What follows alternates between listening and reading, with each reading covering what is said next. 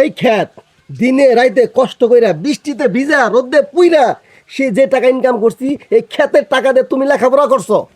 আজকে police officer দেখাইতেছ। আজকে যদি মা কাগজ না নিয়ে যেতে পারি তাহলে কিন্তু আমি তোমার বাড়িতেও যাবো না।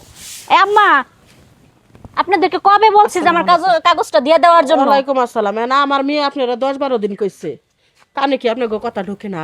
বুঝি না কি করে না করে। কাগজটা কি রেডি করছেন? বিয়াইন আমরা তো আগেও কইছি এখনো কইতেছি আমার পোলাই তো বউর ছাড়বো না। আর আমরা তো পোলা বিয়া করাইছি বউ ছাড়ার জন্য না, বউ নিয়ে খাওয়ার জন্য। আরে পোলা কেমন করে ছাড়বো?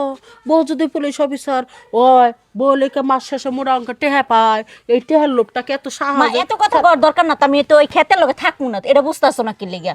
ওই গেওয়া ক্ষেতের লগে আমি থাকবো না। সোজা কি হিসাব। বলছো? কামচা করে ঘুরে বেড়ায়, এটা কি বা পোলা পয়দা করছে? আমার পোলা খেত হোক আর যাই হোক, এটা আমার পোলা, তোমার স্বামী তো।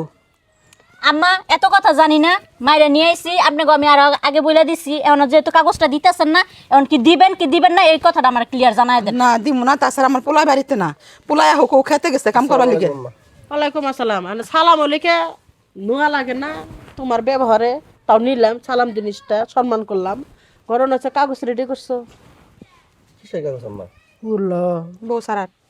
এবারে কি বুঝলাম না, তোমার কি আজকে নতুন করে আবার কি রিপ্রেজেন্ট করন লাগবো নাকি? হ্যাঁ, তোমার তো কবে আমি বলছি আমার কাগজটা দিয়ে, ডিভোর্সের কাগজটা দিয়ে দেওয়ার জন্য। তোমার সাথে আমি আর সংসার করব না। এটা কি তোমার আমি বারবার বাচ্চা পোলাপানকে যে হাতে কলমে শিখাই ওইভাবে আবার শিখাইতে হইব, আবার বলতে হইব? তোমার নিয়ে তুমি সংসার করতে দিতেছি। আমি তো তোমার নিয়ে সংসার করব না। কি সমস্যা, কেন করবো না সংসার? আমি বাদ দাও না। শোনো, আমি আগেও বলছি এখনো বলতেছি আবারও বলতেছি, এই জন্য আমি আমার মারে নিয়ে আসছি। আমি তোমার সাথে আর সংসার করতে পারবো না, না না, কারণ তোমার সাথে আর আমার সাথে এখন বর্তমানে যায় না। আমরা তো তোমার কষ্টে রাখি নাই কোনো কেন দশ যায় না? দেখেন আমার ইমোশনাল ব্ল্যাকমেল করেন না, ওইটা আমি নিতে পারবো না। মানে কি কারণে এতদিন সংসার করছো না? এতদিন আমি সংসার করছি, এখন আমি করতে পারবো না। সোজা হিসাব, তোমার সাথে আমার সাথে যায় না। আমার পোলাই তো তুমি যেরকম আছো, কৃষক আছো, ওই কৃষকের অবস্থাতেই থাকো। আমি যেরকম এখন আছি, যে অবস্থাতে আছি, আমি ওই অবস্থাতে আমি একজন সঙ্গী খুঁজে নিব, বা আমার সঙ্গীর অভাব হবে না। পুলিশ, আমার মেয়ে পুলিশ হয়েছে, পুলিশ সাথে বিয়ে বসবো। আম্মা একটা কথা বলি, আপনার মেয়ে শিক্ষিত হয়েছে, উচ্চ শিক্ষিত, পুলিশের চাকরি পাইছে, তার অনেক নাম দাম, তাকে দেখে মানুষ ভয় পায়। আজকে পুলিশের ড্রেস পরে আসছেন আমার মাকে থ্রেট দেওয়ার জন্য, ভয় দেখানোর জন্য। আমরা গরিব মানুষ, আমরা আমাদের ভয় দেখালে আমরা ভয় পাবই। এই ক্ষেত দিনে রাইতে কষ্ট কইরা বৃষ্টিতে ভিজা রোদে পুইরা সে যে টাকা ইনকাম করছি এই ক্ষেতের টাকা দিয়ে তুমি লেখাপড়া করছো।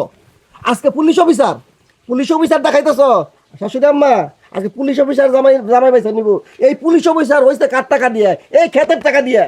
কয়কে দি এই ক্ষেত পরিশ্রম করছে দেখে আজকে পুলিশ অফিসার হইতে পারছে। ঠিকই কইছে, তুই কর গরিব হয়েছে তাতে গেছে, তুই তো মা। চাকরি পাইছিস, কারণ তুই থাক, এই সংসারটা ভাঙ্গা দিস না, কপালে আবার দুঃখ হইবার পারে। ঠিকই কইছো মা, আসলে আমারই বুঝার ভুল হয়েছে, কারণ আমি তো এতটুকু আজকে আসছি ওর জন্য আইছি, তাই না? লেখাপড়া করাইছে, মানুষের বাড়িতে কাম করছে, কামলা দিছে, নিজের ক্ষেত কামারে কাম করছে, মাইনে নে। আসলে এই জিনিসটা আমরা ভুলে গেছিলাম। হ্যাঁ মা, তুমিও ঠিক করছো, আর আমি যেটা করছি এটা ভুল করছি। থাকবে থাকবে, রাগ করো না, আমার মেয়ের আমি থিয়া গেলাম, তোমরা খুশি থাকো, ভালো থাকো, এই দোয়াই করি আমি। বিয়াইন আপনি কই যাইবেন? আপনি এখন থাকেন, আপনি বিকালবেলা মা যাবেন। থাকো, পরে যাইবানে। থাকো। ঠিক আছে। আম্মা ঘরে চলো।